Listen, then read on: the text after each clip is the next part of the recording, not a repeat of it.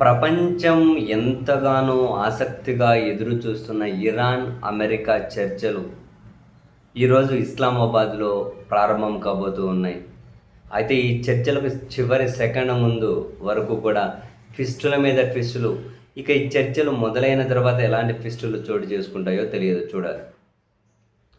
America అధ్యక్షుడు JD Vance మొదట బయలుదేరి వెళ్లారు.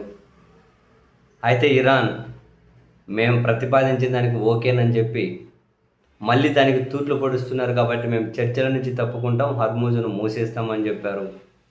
ఇక్కడేమో అమెరికా ఉపాధ్యక్షుడు బయలుదేరి వెళ్ళారు వాళ్ళ బృందంతో. అటు ఇజ్రాయెల్ ఏమో మొత్తం మీద ఈ చర్చలను చెడగొట్టాలనే ప్లాన్లో ఉన్నట్లుంది.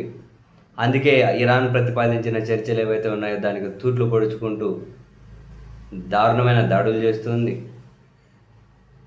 ఇరాన్ ఏమో చివరి నిమిషం వరకు మేము చర్చల నుంచి తప్పుకుంటామన్నారు.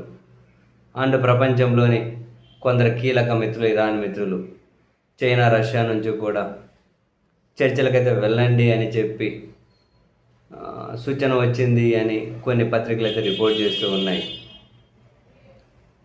ఫైనల్గా ఇరాన్ అయితే ఈరోజు తెల్లవారుజామున చర్చలకు వెళ్ళాలి అని చెప్పి నిర్ణయం తీసుకొని ఇరాన్ నుంచి వాళ్ళ బృందం బయలుదేరి ఇస్లామాబాద్లో అడుగుపెట్టింది.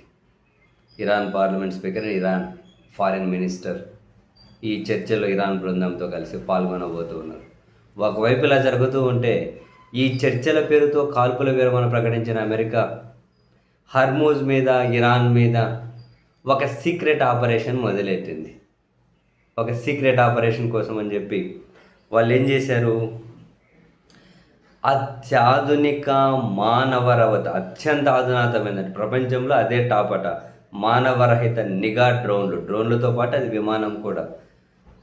దాదాపు MQ-4C ట్రైటాన్ అట దాని పేరు. $200 మిలియన్ కాస్ట్ ఉంటుందట. ప్రపంచంలో అత్యాధునికమైనదట. దాన్ని నిఘా కోసం హర్మోజ్ మీదకు, అంటే నౌకలేంటి, ట్రాఫిక్ ఏంటి తెలుసుకునేక ఇంకెందుకో తెలియదు మరి ఇరాన్ బలం ఏంటో ఏంటి అంటే చర్చల్లో పనికొస్తుంది అనుకున్నారేమో. అందుకని అది ఎవరికి శత్రువుల కంట పడదు అని చెప్పి దానికి పేరట అత్యాధునిక మానవరహిత నిఘా డ్రోన్ అట.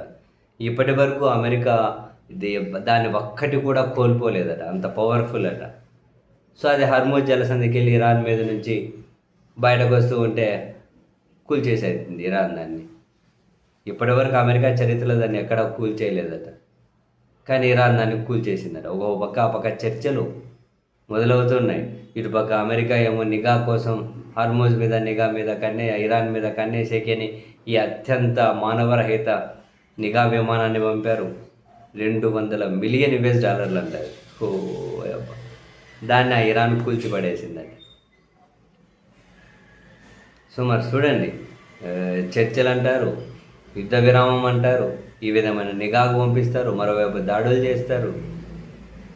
ఏమో మొత్తం మీద అయితే ఈ చర్చలు విజయవంతమైతే సంతోషం.